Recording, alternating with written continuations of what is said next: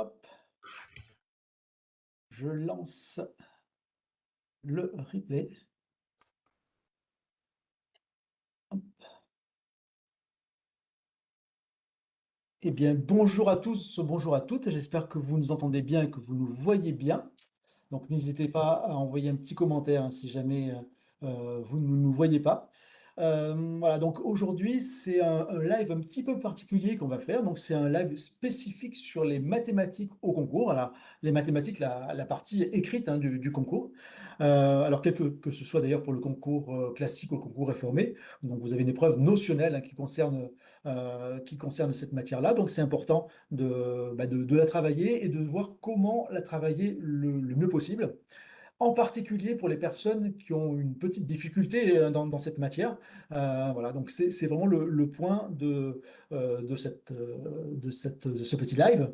Alors moi, je suis Yves, responsable de formation chez FortProf, et pour m'accompagner aujourd'hui, donc il y a Madame Kostaseka qui est là, donc je vais d'ailleurs la laisser se présenter. Voilà, bonjour, hein, bonjour à tous, ravie d'être là ce midi avec vous. Alors, pour moi, je suis Bernadette Cossasseca et je suis professeure chez FortProf depuis un certain nombre d'années. Voilà. Voilà, donc l'épreuve de mathématiques, c'est une épreuve souvent qui fait peur, qui inquiète de nombreux stagiaires, tout simplement parce que, l'expérience a été peut-être, malheureuse par le passé, hein, et donc ça crée des blocages.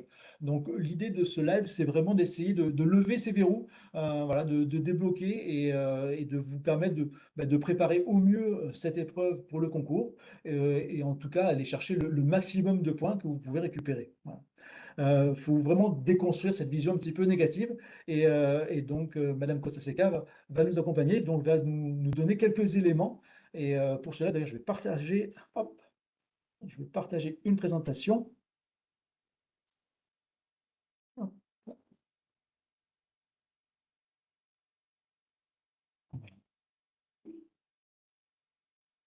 voilà, donc là je vous partage, hop, la présentation. Voilà, donc c'est une présentation toute ça. Mais il y a quelques mots-clés et nous allons donc voir ensemble hein, ces mots-clés et à quoi ils peuvent servir pour que vous ayez un fond, une ligne de conduite, un fond et une ligne de conduite, une ligne de travail pour les mois qui vont suivre et qui vont vous permettre donc de vous présenter le plus sereinement possible. Mais ça, c'est aussi un mythe. Hein, il n'y a pas que l'épreuve de mathématiques, il y a aussi la sérénité ce que vous ressentez dans la préparation de ce concours. Hein. Donc, un travail à engager ou que vous avez déjà engagé, en tout cas qui va vous amener, nous l'espérons évidemment, et nous sommes là pour vous, avec vous, à la réussite au concours. Donc, l'épreuve de mathématiques, un mythe, oui, on entend beaucoup de choses, on entend, oh là là, l'année dernière c'était facile, oh là là, moi je l'ai trouvé difficile. Facile ou difficile, j'allais vous dire, peu importe en fait, hein, parce que c'est un concours, justement. Hein. C'est un concours. Et ce dans quoi on veut vous amener, vous engager, c'est vraiment de travailler sur cette idée de comprendre les notions qui correspondent au programme que vous devez maîtriser pour pouvoir vous présenter à cette épreuve. Programme de 5e, 4e, 3e cycle 4, nombre et calcul au niveau de la seconde GT, programme que vous trouverez sur le module de présentation pour les forts profiens à présentation des épreuves de Monsieur Roland et qui illustre parfaitement et qui permet de comprendre ces attendus notionnels qui vont vous amener à pouvoir vraiment dépasser le stade de la simple notion pour arriver à la performance. En ce qui concerne l'idée et l'intérêt de travailler sur ces notions, c'est bien évidemment ce qui nous rassemble, c'est l'objectif, votre ambition d'être professeur des écoles. Et dans ce contexte de professeur des écoles, on doit maîtriser toutes les disciplines qu'on enseigne. C'est donc l'essence même du métier dans le cadre de la polyvalence du PE. Et cela, ce doit être une source de motivation parce que travailler l'épreuve de mathématiques écrite, c'est aussi un acte professionnalisant, tout autant, que les épreuves orales. En ce qui concerne donc la qualité de votre enseignement à venir, il se construit dès aujourd'hui. Vous allez performer, comprendre, exercer. Ça peut être donc sous une forme en interaction, mais nous allons quand même travailler avec méthode. Voilà, je montre le premier schéma. Comprendre ces Pardon. Très bien, voilà. Donc là, c'est un petit clin d'œil. Comprendre, s'exercer, performer, un triangle équilatéral avec des sommets, c'est SP, les points des sommets, mais on pourrait tout aussi bien avoir SPC, PCS, parce que vous le savez, il n'y a pas d'organisation, il y a une organisation des points, mais l'appellation en elle-même, elle peut être prise pour un triangle d'un ou d'un autre sommet. Pourquoi je traite de cela? Tout simplement pour vous dire que comprendre, s'exercer, performer, c'est ce qu'on travaille dans tous les cours de fort prof, dans tous les accompagnements qu'on vous propose, hein, et que ces trois points, ces trois sommets, ces trois pics sont évidemment en interaction les uns avec les autres. Et nous allons On les va reprendre commencer. point par point et on va peut-être commencer par, le premier qui est comprendre. Comprendre, comprendre les notions, c'est évidemment être au clair sur ce qui est à savoir. Hein. C'est essentiel parce qu'on ne peut pas aborder une complexité, on ne peut pas non plus aborder quelque chose de simple et le proposer de façon extrêmement performante si on n'est pas au clair sur les notions. Donc, il y a des questions qui peuvent intervenir, comme y a-t-il un ordre à appliquer dans le travail? Est-ce qu'il faut travailler d'abord telle notion, ensuite telle autre notion?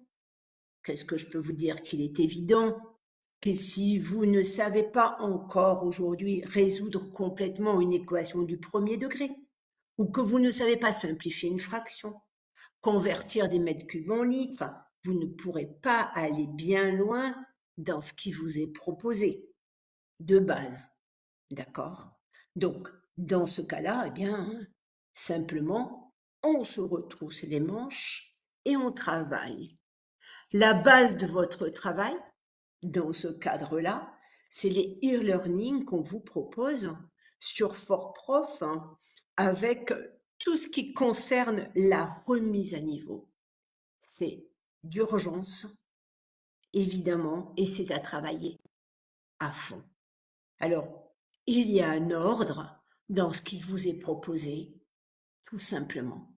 Vous appliquez l'ordre de ce qui vous est proposé.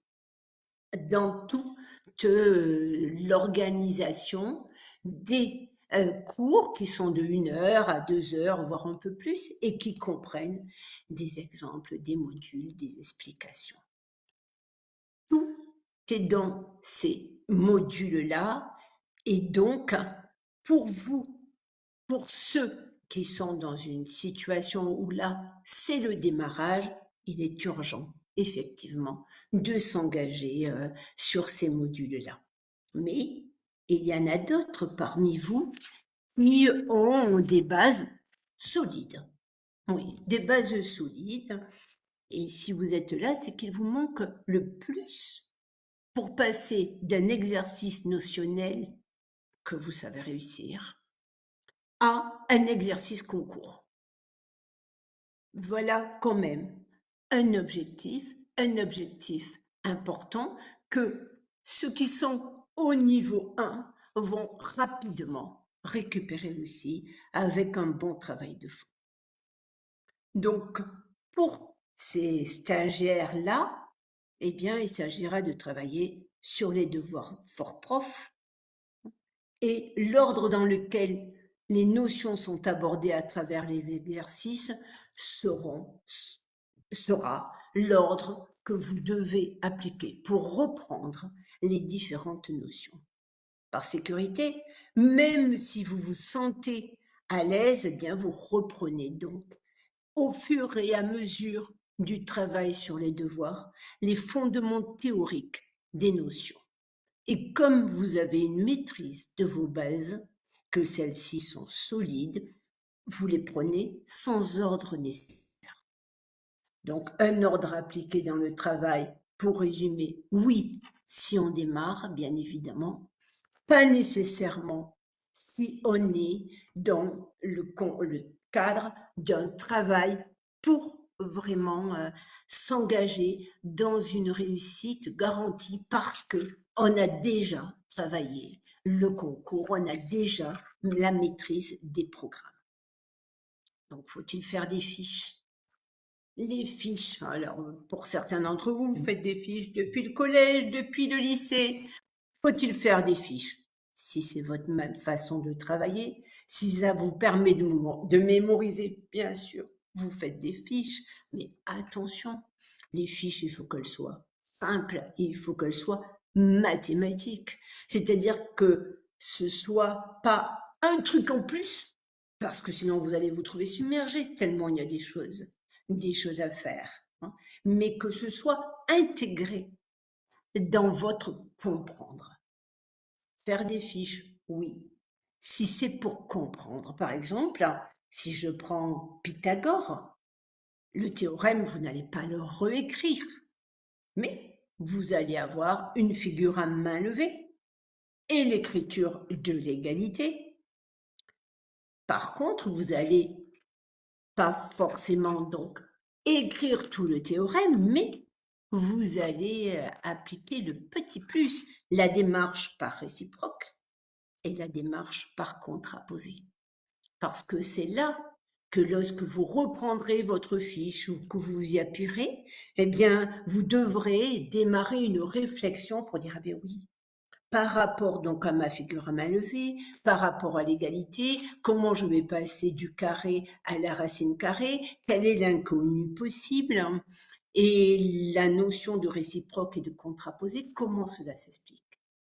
La fiche, en fait, elle sert d'appui à une reprise de la notion et à surtout des reformulations qui vous sont essentielles pour vous construire un raisonnement que vous saurez appliquer au moment de l'épreuve. Et puis la fiche reste un Est-ce outil aussi supplémentaire pour la mémorisation. C'est vrai que rien que le fait tout d'écrire à des fait. fiches, bah, ça permet aussi de les intégrer. Exactement, et c'est bien la suite, hein, ça me permet de faire le lien, parce qu'il faut tout savoir par cœur. Je vais vous dire, hein, en mathématiques, c'est difficile de ne pas savoir des choses par cœur. Et de toute façon, les théorèmes, il faut les savoir, les formules qui sont au programme que je vous ai cité en tête de ce live, oui, des repères de conversion. Si vous n'avez pas des repères de conversion, vous ne pouvez pas arriver. Les ensembles de nombres. Il faut connaître bien les ensembles de nombres. Oui, ça s'apparente à du par cœur, puisqu'il faut le savoir. La liste principale des nombres premiers, les critères de divisibilité. Je pourrais en citer des choses et des choses. Donc oui, effectivement, on ne peut pas concevoir d'arriver à l'épreuve de mathématiques sans avoir travaillé par cœur, on peut le dire comme ça, mais quand on comprend en interne ces notions, ces éléments fondamentaux pour pouvoir construire ces raisonnements. Donc oui, des fiches, mais des fiches mathématiques, pas avec du blabla, mais avec ce qui va vous être essentiel. Et évidemment, je suis fière de ce que je sais, parce que vous vous retrouvez à vous confronter parfois les uns les autres, soit dans des groupes, soit dans d'autres forums, soit en discutant devant l'école de vos enfants pour savoir où vous en êtes dans le travail de préparation au CRPE. Eh bien, tout le monde n'allait pas au même moment dans ce programmation, mais ce que vous savez, il faut que ce soit solide. Et il y a des grandes chances que ce que vous savez aujourd'hui, ce que vous savez que vous saurez dans 15 jours, dans un mois, dans 2 mois, eh bien, vous ne le savez pas et vous avez à être fier, effectivement, de tout ce que vous faites et de tout ce que vous captez parce que c'est pas donné à tout le monde et c'est vraiment se faire violence, avoir une volonté importante et être déterminé.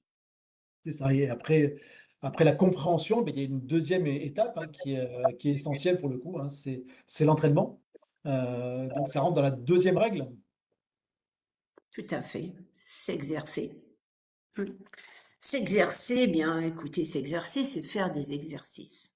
Alors, j'ai évoqué sur le slide comprendre des exercices, des devoirs qui effectivement sont en interaction avec le comprendre.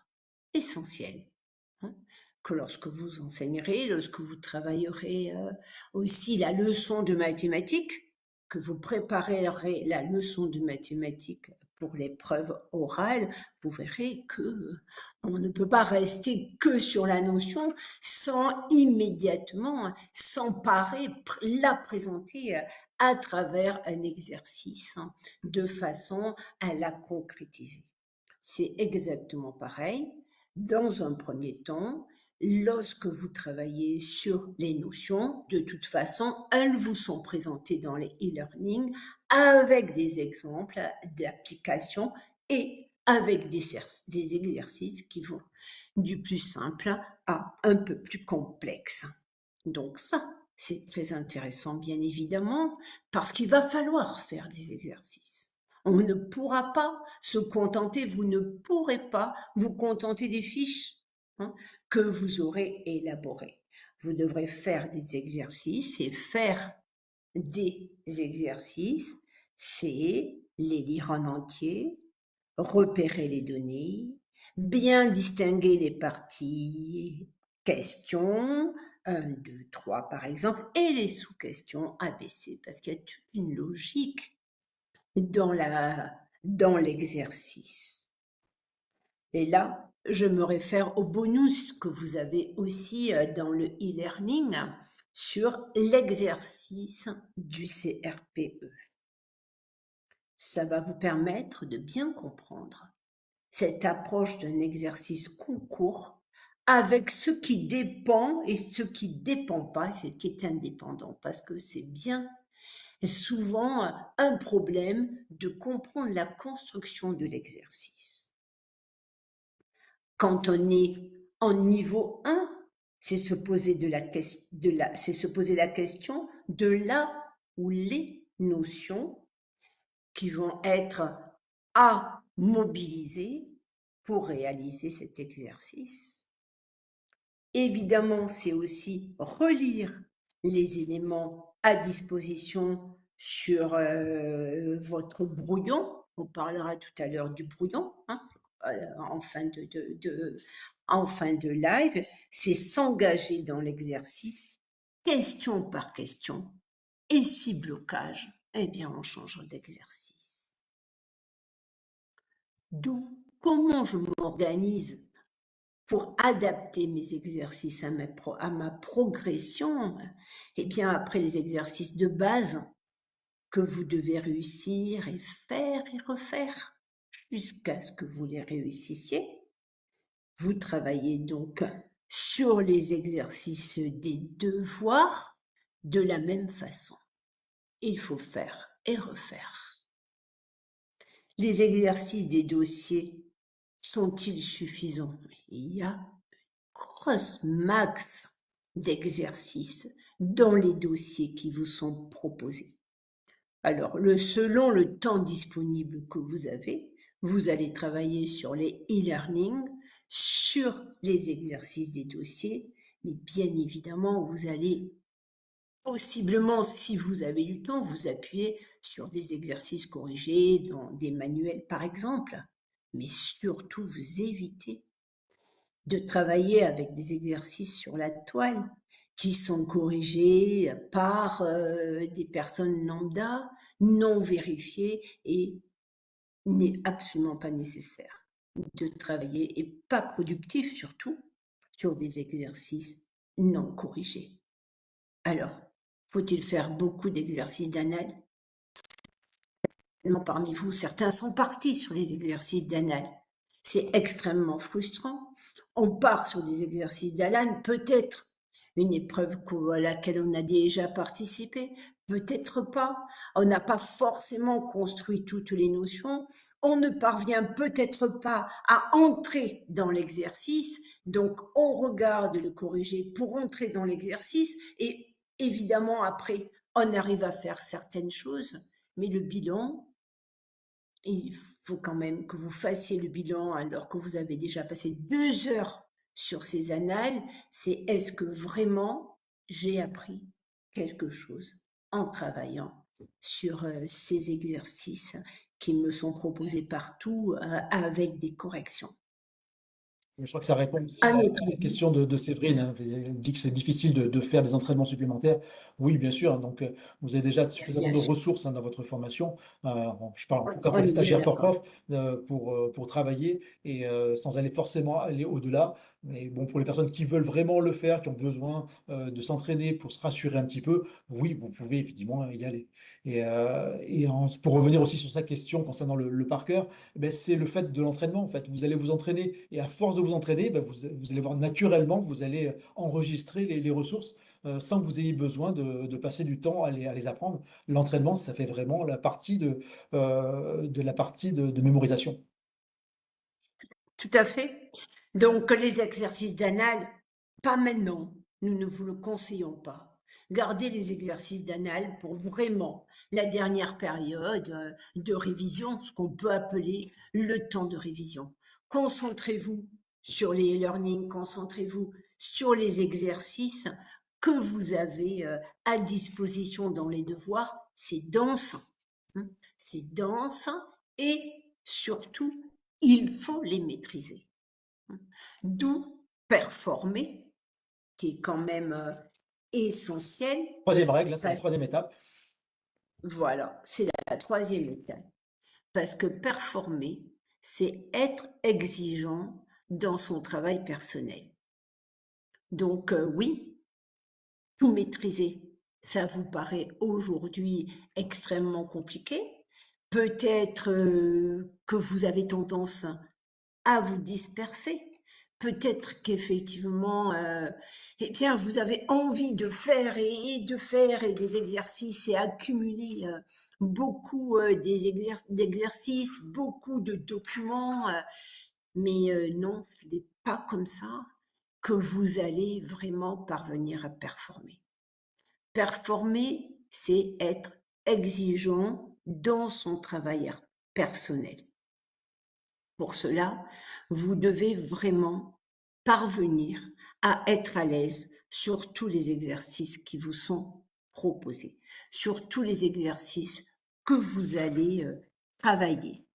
En ce qui concerne les exercices, s'il y a un ordre par rapport à votre niveau, évidemment, vous allez l'adopter.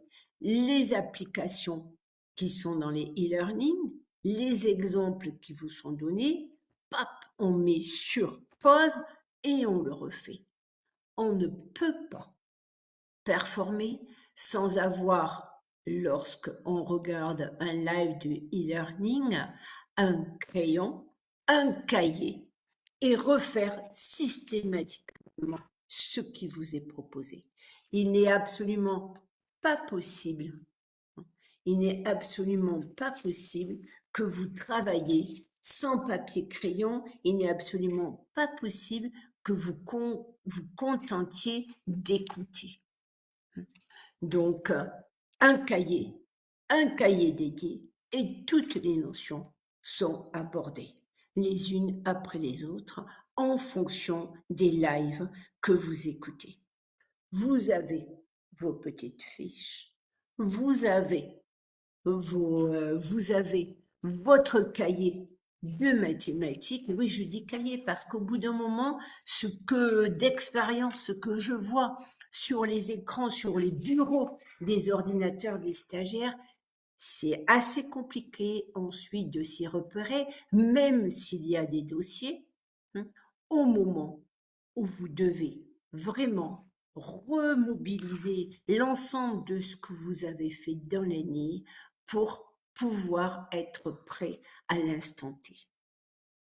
Donc, un live, tous les exercices d'application et tous les exercices qui sont proposés sont repris avec la réalisation et leur corriger. Pourquoi? Pour pouvoir les refaire.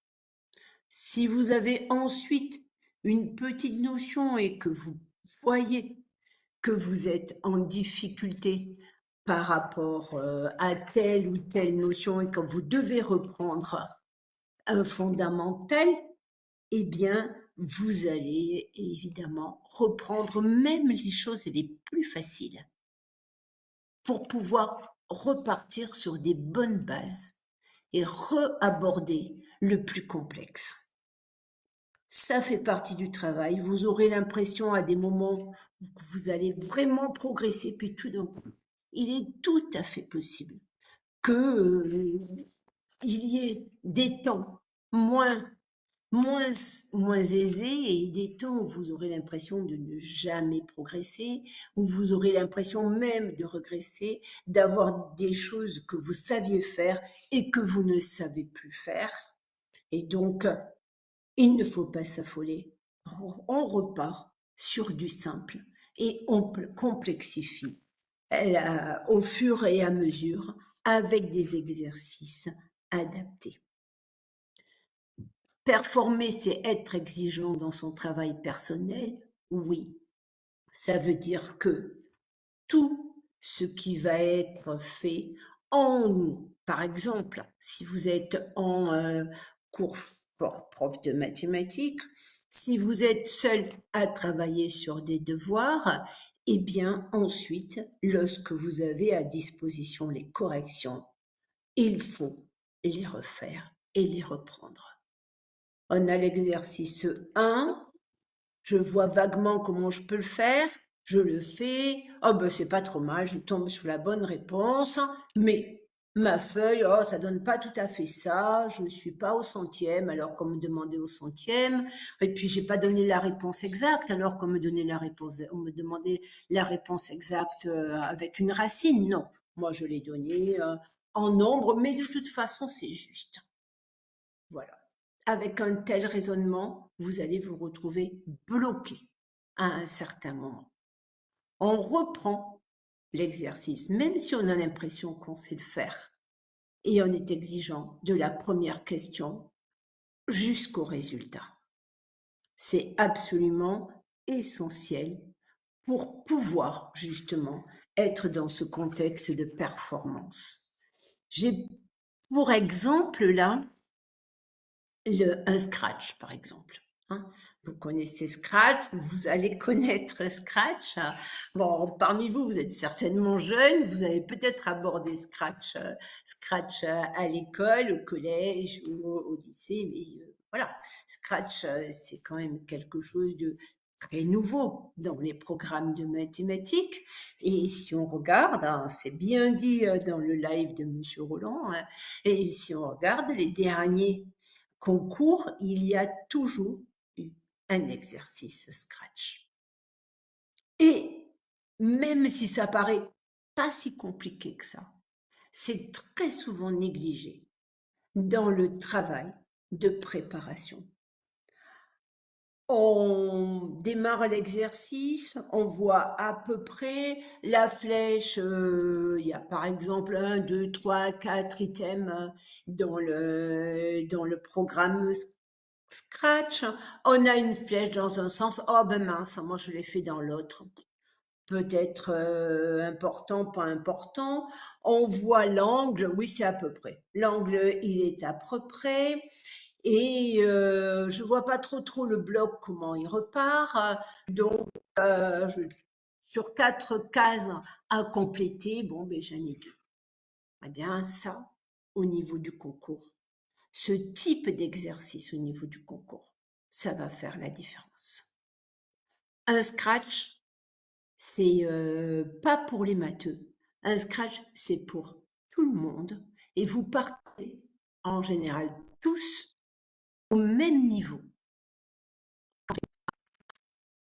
Le travail sur des exercices scratch. Donc, il va falloir se dire l'entraînement si on veut que ça fonctionne. Si on fait un exercice scratch de temps en temps, ce sera pas suffisant. Il faut vraiment, là aussi, il y a 2 ou 3 lives là-dessus, je crois 2. On les reprend, on prend l'application, on se fait une banque d'exercices avec tout ce que vous allez rencontrer au fur et à mesure des devoirs, parce que vous ne pouvez pas passer à côté de ce type d'exercice parce que justement, trop souvent, on arrive au concours, on maîtrise super bien Thalès, on maîtrise super bien Pythagore, plein d'autres choses, mais il n'y a pas que vous. Il n'y a pas que vous qui maîtrisez tout ça. Et c'est un concours. Donc il faut aller sur ce qui peut-être ne sera pas maîtrisé par tous. Et Scratch en fait partie. Et des exercices de réflexion sur lesquels on ne voit pas forcément à se raccrocher à une notion. L'année dernière, dans le groupement 1, il y avait le 5, par exemple. Hein. Eh bien, effectivement, ça peut être quelque chose qui va parasiter complètement votre travail et qui va vous empêcher de performer et de réussir au concours. Donc, soyez exigeants. Un exercice que vous avez fait qui vous semble avoir compris, c'est pas suffisant. On le reprend, on le refait. Sachez qu'on ne perd pas de temps. Ma réponse, elle est pas, on me demande au centième, elle est pas au centième. Je le refais, je le réécris. J'ai fait une erreur qu'on appelle d'étourderie. C'est vrai, ça existe des erreurs d'étourderie, mais c'est quand même rare. C'est quand même rare. La plupart du temps, c'est parce qu'il y a quand même un aspect notionnel qu'on a à laisser de côté et ça donne quelque chose qui ressemble à une erreur de tourderie. Mais qu'elle soit des tourderies ou pas des tourderies, c'est une erreur. Et même si c'est pas dans la vie de tous les jours une erreur dramatique, en concours, ben c'est dramatique. Voilà. Donc, soyez exigeants, faites et refaites. Ne vous dites pas, je n'ai fait que ces 2 exercices aujourd'hui parce que je les ai refaits 3 fois, j'ai rien fait d'autre. Non, vous avez fait que ces 2 exercices aujourd'hui, vous avez rien fait d'autre, mais ce que vous avez fait, vous le maîtrisez, vous l'avez correctement fait, c'est bien. Vous pouvez être satisfait de la façon de travailler, de votre façon de travailler. Performer, c'est j'optimise ma capacité à m'emparer d'un énoncé en lecture-analyse. Oui, c'est de l'entraînement, effectivement. Vous allez me dire, mais c'est quand même pas les mêmes exercices qu'on faisait sur la même notion quand on était en 4e et en 3e. Non, c'est quand même des exercices qui vous sont proposés à hauteur d'adulte. Et ça, c'est quand même important de prendre cette distance. Être capable de comprendre et d'analyser ce qui est attendu. Ça rejoint ce que je vous disais précédemment avec une structure question, sous-question, l'utilisation des données, l'utilisation des résultats ou pas. Tout dépend effectivement de la construction d'un énoncé. J'optimise ma capacité à rédiger mes réponses aux exercices. Eh bien oui, on n'écrit pas tout forcément en ligne. L'équation, le x qui ressort, puis après le x au centième, etc., etc. Non, peu importe le nombre de pages qu'on va utiliser, je suis désolée de le dire, c'est très peu écologique, mais on va aller la plupart du temps d'une ligne à une ligne pour que ce soit lisible et que votre raisonnement soit compréhensible. Vous n'hésitez pas à utiliser des petits mots, donc j'obtiens à avoir des appuis de raisonnement, on n'attend pas des grandes phrases. Et bien évidemment, la rédaction la rédaction des réponses, eh bien, vous le savez, hein, on est vigilant au niveau de l'orthographe et de ce qu'on utilise en structure grammaticale. J'optimise ma capacité à utiliser un brouillon, ça se travaille dès maintenant, hein. On n'attend pas le dernier moment pour savoir comment on utilise son brouillon. Le brouillon, est-ce qu'on a besoin de l'utiliser pour faire tout l'exercice et ensuite recopier? C'est possible, hein, c'est possible. Pour moi, en tout cas, je pense qu'il vaut mieux faire à ce moment-là tout l'exercice, mais ensuite on refait le 1 et la question 1, on copie la question 1, la question 2, on recopie la question 2. Si on ne peut pas travailler directement sur la copie et prendre le brouillon uniquement en appui. Ça se construit. C'est personnel, l'utilisation du brouillon, mais ça se travaille dès maintenant. Donc, vous avez à travailler les devoirs, vous vous appuyez sur des feuilles de type concours, hein, une feuille A4 avec des lignes, et vous tentez de voir, mais vous avez le brouillon à côté, parce qu'à un certain moment, vous aurez effectivement à réfléchir comment je vais gérer mon brouillon. Évidemment, vous allez me dire, mais tout ça, ça prend beaucoup de temps. Performer, c'est m'octroyer du temps. Oui. C'est être tenace, mais si vous êtes là aujourd'hui, c'est que vous l'êtes, hein. Et c'est avoir confiance, hein.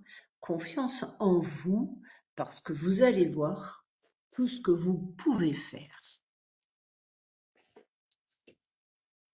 Voilà sur ces 3 points que vraiment je tenais à aborder aujourd'hui avec vous et qui vont être déclinés différemment à la suite. Merci Madame Costa-Seca. Je vais continuer un petit peu sur des conseils, pour le coup très, très pratiques, hein. Parce qu'en fait, ce qu'il faut déjà, c'est prendre de bonnes habitudes dès maintenant et Madame Costa-Seca en a parlé déjà tout à l'heure. Donc il faut effectivement prendre de bonnes habitudes. Alors, c'est pour ça que je vais vous développer quelques notions à travailler. Donc là, je développe toute la page. Donc déjà, en début d'épreuve, alors ça, vous allez le faire pour l'épreuve du concours, mais il est important de travailler dès maintenant. Donc vous allez pouvoir commencer sur vos premiers exercices déjà, à travailler de cette manière-là, à y réfléchir, parce que c'est pas le jour de l'épreuve, surtout avec le stress de l'épreuve, vous risquez d'oublier tous ces éléments-là qu'on a travaillés. Si vous le faites régulièrement à chaque devoir que vous préparez, forcément, ça va vous aider et vous allez prendre comme ça ce rythme et ces habitudes de travail. Alors déjà, en début d'épreuve, ce qu'on vous demande, c'est déjà de ne pas paniquer. Voilà. Si effectivement le devoir est dur, il va être dur pour tout le monde et ça, c'est le cas pour tous les concours. Parce que je vous rappelle que c'est donc un concours, hein, donc l'idée, c'est pas forcément, d'avoir une excellente note, mais c'est surtout d'avoir la meilleure note, d'avoir une meilleure note que les Tout autres. à fait. Voilà. C'est le principe du concours. Alors, les derniers concours sur les dernières années, il y avait pas de sujets difficiles en soi, hein, il n'y avait pas eu de surprise vraiment sur les sujets. Par contre, c'est des sujets qui étaient assez longs. Donc il faut aussi se préparer à ce type de travail. Voilà. Donc on ne panique pas non plus, hein, on essaie de travailler méthodiquement dès que vous avez le sujet. Alors, en début d'épreuve, ce que vous faites aussi, c'est une lecture préliminaire. C'est-à-dire que vous allez, prendre tout le sujet et le consulter. Tout simplement, pour voir un petit peu ce qui est attendu dans le devoir. Ne pas oublier de pages, hein, parce que c'est important aussi de voir tous les devoirs qui sont prévus dans l'exercice. Ensuite, vous allez surligner, pardon, les éléments qui vous paraissent pour vous le plus important, qui sont essentiels, qu'il ne faut pas oublier ensuite dans la rédaction de votre devoir. Et vous commencez par un exercice qui vous met en confiance. Donc les exercices sont numérotés, hein. En mathématiques, bon, vous avez 3-4 exercices suivant l'épreuve. Donc vous numérotez le devoir et vous allez faire le premier exercice qui vous semble pour vous facile. Tout simplement, comme ça, vous allez démarrer sur l'exercice que vous maîtrisez bien, que vous connaissez bien, et ça va vous débloquer un petit peu sur ce début d'épreuve, et ça va vous lancer dans l'épreuve. Donc ça, c'est important. Et ensuite, il faut prioriser aussi les exercices en fonction du nombre de points. Donc généralement, vous avez le barème qui est transmis directement avec le devoir. Donc sachez que vous avez, tout à fait le droit de commencer plusieurs exercices, mais à ce moment-là, il faut les numéroter, il faut faire des pages séparées et travailler les éléments ou les exercices qui vous rapportent le plus de points. Parce que là, c'est pareil, hein, c'est une recherche globale, hein, sur le devoir. Vous allez devoir rechercher le plus de points possible. Je pense particulièrement aux non-matheux, hein, parce que c'est l'objectif de ce live. Donc ceux qui ont des difficultés en mathématiques, il faut aller grignoter un petit peu les points un peu partout. Là où vous pouvez les trouver, là pour vous, ils sont plus faciles à atteindre. Donc ça, c'était la partie pour le début de l'épreuve. Même quand ça s'écarte, si vous voulez compléter, il n'y a pas de souci, hein, je vous laisse ajouter, hein. Oui, oui, tout à fait. Non, non, mais alors là, vraiment, tous ces éléments sont extrêmement importants, hein, on les oublie. Alors, moi, j'ai abordé particulièrement le travail de fond. Là, vous êtes sur l'épreuve, Voilà. d'accord? Sur l'épreuve. C'est deux choses quelque part bien à part, hein. Soyez vraiment très vigilants dans votre organisation. Dites-vous, là, on est là, là, on est là. Mais évidemment, lorsqu'on travaille et qu'on fait le travail de fond, il faut quand même, parce que vous l'avez sans cesse en tête, hein, sans cesse en tête, savoir comment vous allez aborder l'épreuve. Surtout pour ceux qui s'y sont déjà plus ou moins confrontés. C'est ça. Alors ensuite, pendant l'épreuve, hop, bah, l'utilisation du brouillon, donc madame Costa-Seca en a parlé tout à l'heure, hein, donc Ouais. effectivement, c'est essentiel pour la préparation de votre devoir et ça évite de faire des grosses ratures aussi, hein, sur votre copie. Alors, deuxième point, donc un exercice, c'est une copie. Donc, j'en ai parlé déjà un petit peu tout à l'heure. Donc, il faudra numéroter, bien entendu, les pages, hein, et laisser des trous si jamais vous avez un exercice qui vous pose problème avec une question en difficulté. Donc, à ce moment-là, cette question-là, bah, vous la mettez de côté et vous continuez votre travail. Et ensuite, à la fin de l'épreuve, quand il vous restera un petit peu de temps, bah, vous revenez sur cet exercice pour essayer de le résoudre.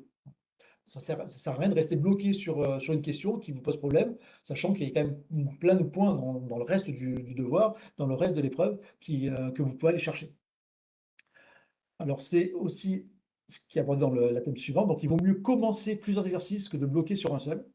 C'est ce que je vous disais tout à l'heure. Ensuite, il faut vérifier ces calculs étape par étape. Donc vous avez plusieurs étapes de calcul, donc toujours dans un devoir, hein, de mathématiques. Donc il faut les vérifier. Donc au fur et à mesure que vous les réalisez, bah, vous les vérifiez. Un deuxième contrôle, ça vous prend très peu de temps au moment où vous le faites. Voilà, si jamais vous arrivez en fin d'épreuve et vous vous rendez compte qu'il y a une erreur, ça prend beaucoup plus de temps de remonter jusqu'à l'erreur. Donc il vaut mieux vérifier les calculs au fur et à mesure pour éviter les erreurs d'inattention, comme disait tout à l'heure madame Costa-Seca. Alors, même si vous ne réussissez pas l'exercice, expliquez le raisonnement. Voilà. Donc l'idée, c'est pas de faire une longue rédaction, voilà, c'est de donner quelques points au correcteur qui va expliquer votre étape et votre démarche. Voilà, tout ça toujours pareil dans le but d'essayer d'attraper quelques points, même si c'est pas l'ensemble des points de l'exercice, au moins que vous ayez la méthode et l'explication et le raisonnement. Voilà, c'est un point important. Et ensuite, il faudra justifier aussi toutes les réponses, sur votre fiche. C'est-à-dire que, mettre juste un résultat, 10, 50, peu importe le résultat, il faut absolument l'expliquer également. Et c'est pareil, comme tout à l'heure, on ne veut pas faire une explication trop longue. Le but, c'est vraiment de donner, une phrase pour expliquer l'élément que vous avez, trouvé. Oui, tout à fait. Et ça s'apprend. Voilà. Voilà. Et après, bon, du bon sens dans l'exercice, évidemment, hein, il faut que le résultat soit plausible. Par exemple, si vous avez un coureur cycliste qui va à 140 km/h, c'est qu'il y a forcément il y a eu une erreur dans le calcul et donc il faut revenir pour pas laisser une erreur telle quelle. Voilà. Quand c'est logique, quand c'est complètement illogique, pensez à aller chercher vraiment l'anomalie. Ensuite, les questions suivantes ou précédentes peuvent donner des indices. C'est pour ça qu'il est important, comme je disais tout à l'heure, de lire le devoir dans son intégralité. Parce qu'effectivement, par exemple, vous pouvez faire un exercice, une question 3, et en fait, dans la question 5, il répond un petit peu à la question 3. Vous voyez? Donc, c'est pour ça qu'il est important de relire absolument tout le sujet avant de l'attaquer.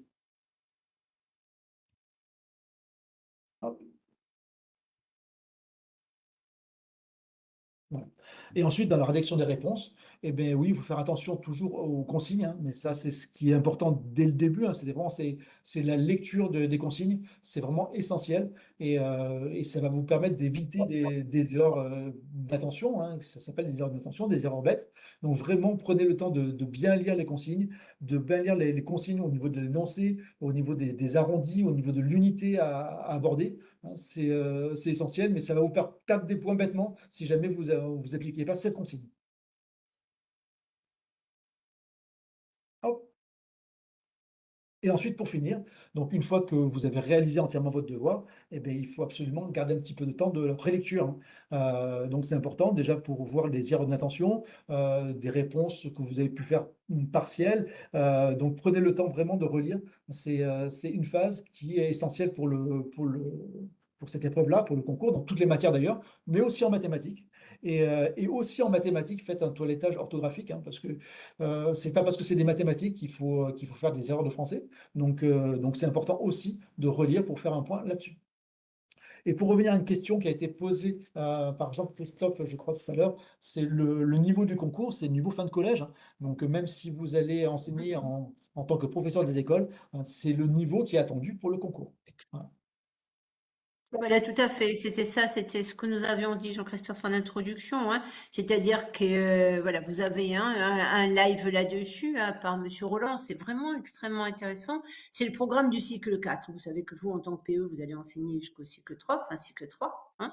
La sixième étant sur le collège, mais on a quand même les attendus à prendre en compte, hein. Les cinquième, quatrième, troisième pour les mathématiques. Et il y a juste, hein, en ce qui concerne la seconde, deux petits points qui sont effectivement les nombres, rien de plus par rapport à la seconde. Donc, globalement, c'est effectivement fin collège. Donc quelque chose qui peut vous paraître accessible, et ça doit vous paraître accessible, et c'est accessible bien évidemment, puisque c'est un programme que vous avez fait. Certainement, ça s'est bien passé pour vous, mais il va falloir l'aborder d'une façon pointue, parce que comme disait Monsieur Martinez, eh bien, l'objectif, c'est d'être le meilleur. Voilà. Et pour répondre à Sandra, donc c'est une page, un exercice. Alors c'est une page recto verso, hein, vraiment vous limitez pas en termes de pages, voilà. Et puis il vaut mieux plutôt, espacer votre travail, pour que ce soit plus lisible pour le correcteur, hein. Il faut savoir que le correcteur va avoir, beaucoup de copies à corriger, donc si c'est trop fouillis, trop dense, forcément ça sera plus difficile pour lui. Donc autant le faire le plus faci enfin que ce soit le plus facile pour lui, hein, donc lui faciliter le travail. Oui, tout à fait. Cette idée de d'aérer les exercices, c'est extrêmement important et aussi lors de votre relecture, hein. Monsieur Martins a insisté pour la relecture, hein, et parfois, tout d'un coup, il faut qu'on reprenne 3-4 lignes d'un exercice, hein. Absolument impossible de les reprendre à la fin du devoir, hein. Ce sera vraiment illisible pour le correcteur. Par contre, si c'est à la fin de l'exercice que vous reprenez la question 2, vous barrez probablement la question 2, vous mettez question 2, vous le reprenez, ce sera lisible et ce sera pris en compte. Voilà. Donc, ces espaces, effectivement, peuvent aussi vous servir lors de la relecture. Et enfin, pour répondre à Nathalie aussi, j'ai vu passer son message, qui commence juste sa préparation au concours. Ben non, il n'est pas trop tard, hein, pour préparer le concours. Si vous êtes dans ce cas-là, ben n'hésitez pas. Le concours, les premières épreuves, pour les épreuves écrites, ça a lieu fin mars, donc ça vous laisse quand même pas mal de mois encore de préparation. Donc, n'hésitez pas à commencer une préparation pour ceux que ça peut intéresser. Donc, bah, chez Fortprof, on a des conseillers qui sont là pour vous guider, pour vous aider, pour vous donner quelques conseils, quelques formations aussi qui sont toujours disponibles. Donc vous pouvez les joindre bah, sur le site hein, fortprof.fr ou par téléphone au 04 90 85 22 98. Voilà. Donc n'hésitez pas à les contacter si jamais vous êtes dans la recherche d'une formation bah, pour préparer le concours cette année ou bon, pour l'année prochaine, parce qu'il y en a aussi qui commencent dès à présent aussi pour 2027. Très bien. Bah, écoutez, je vous remercie, hein, Kosa Seka, pour cette Merci intervention à vous. aujourd'hui. Merci à tous. Je vous rappelle que ce live sera disponible en replay aussi, hein, sur Facebook et sur YouTube. Donc si jamais vous l'avez pris en cours, ben, voilà, il sera disponible. Donc vous allez pouvoir reconsulter et retrouver tous les conseils de Madame Costa Seca à partir, bah, dès cet après-midi. Merci à vous et puis, bah, écoutez, je vous remercie et puis je vous souhaite aussi un bon appétit et une bonne préparation pour le concours. Merci, bon courage, plein de bonnes choses pour votre réussite à tous. Merci à tous, au revoir. Au revoir.